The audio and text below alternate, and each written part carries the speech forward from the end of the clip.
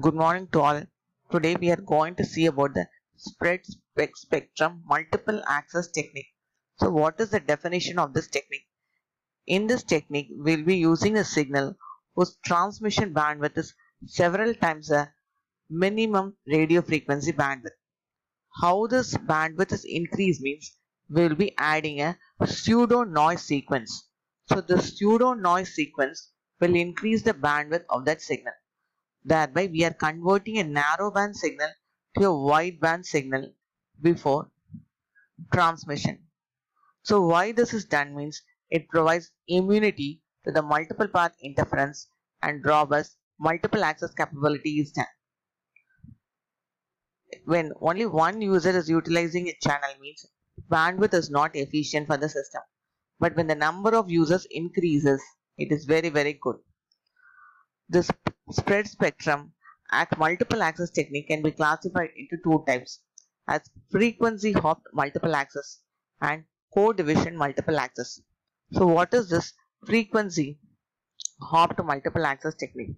In frequency hopped multiple access technique, carrier frequency of the each and every subscriber will be varied in a pseudo random fashion within a wideband channel. So throughout the call, he is not going to utilize a single frequency, but his frequency will be switched in a pseudo random fashion. Next one is code division multiplex access technique. See, in here, for each and every user, for this in here, let us assume this is a first user. He will be assigned one code. This is a second user. He will be assigned another one pseudo random binary code. So each and every code sequence will be orthogonal to each other in order to minimize the interference. So, a narrowband signal, that is the user radio frequency signal, will be multiplied by a large bandwidth signal called the spreading signal.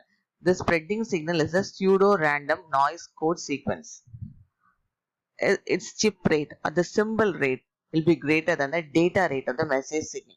So, the number of bits in the pseudo noise signals will be greater than the your message signal. So, by doing this, by adding the code to each and every user, and we can multiplex it. That is, simultaneously number of users can be transmitted. That is called code division multiple access technique. So each user is assigned a unique code.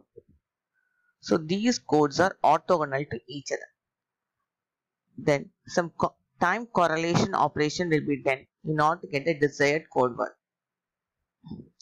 And what about the power? Because each and every user is assigned some code. So what is the power of each user means it should be controlled. Because one user cannot be allotted higher power and other user cannot be allotted lower power. If a different power levels are assigned to the user means a problem known as near far problem will occur. So what is a near far problem? Because a mobile signal which is very strong, whose signal strength is very high means that will be able to capture the demodulated base station. So if more than one user is having a strong signal means these strong signals all contribute to raise the noise floor. What is the noise floor means the noise surrounding present in the surrounding nature is called noise floor. So as the noise increases, the weak signal, the user which is having a weak signal, less amplitude signal will not be able to proceed. So there is a decrease in the probability of weak signals. This should not be done.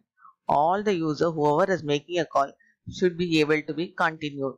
So the probability of weak signals should not be decreased.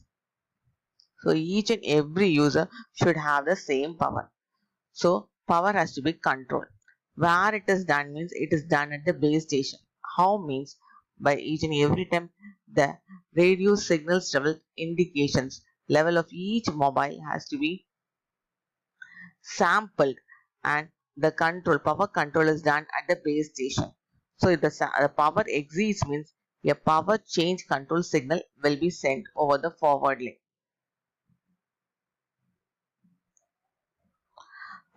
In here, many users are present as it is a multiple access technique.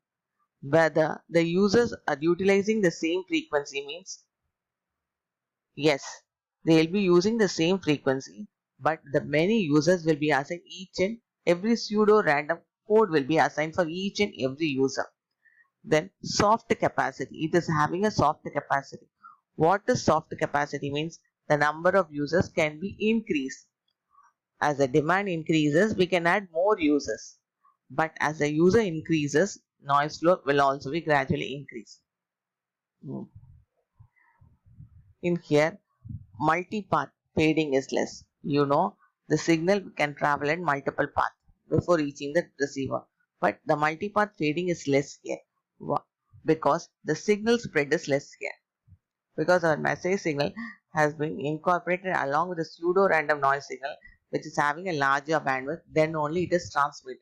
So the fading is less because the signal is spread large. Uh, the spread spectrum bandwidth is less than a coherent bandwidth. Since it is what is coherent bandwidth?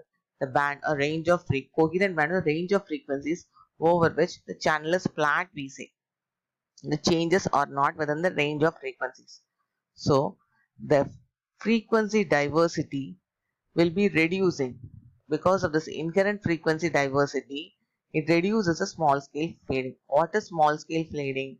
Rapid fluctuations in amplitude, phase, or multiple path delay or a short duration. That is, any changes which is occurring or a short duration of time is called small scale fading, we say. Then what about the channel data rate? Here the channel data rate is more because number of users is present, and at the same time for each and every user some pseudo code is there. Hmm. The data rate is high, so we have to reduce for each and every user some, well, the duration allotted is less, then only we can transmit large number of users. In here the chip or the symbol duration is very less than the channel delay spread. Then what about the relationship between the PN sequence? It is having low autocorrelation. So what is autocorrelation? The correlation between the delayed signals. Suppose if I am having a signal and that will be, since it's traveling in a multiple path, there will be a delayed version of that signal itself. So what is the relationship? Similarity between the original signal is a delayed version of it means it has low correlation, we say. As the signal travels in multiple paths. So when the multiple path is delayed by more than one symbol duration means it will appear as a noise. We can do soft handoff here. Soft handoff is what is soft handoff? We have to establish a connection with the new base station. Only then the connection with the old or previous base station is broken. That is called soft handoff. Then another disadvantage is self-jamming is occurring. So even though we assume that all the PN sequences should be orthogonal, but this is not happening or not orthogonal. So because of it, the interference among them can happen. This is called self-jamming. Thank you.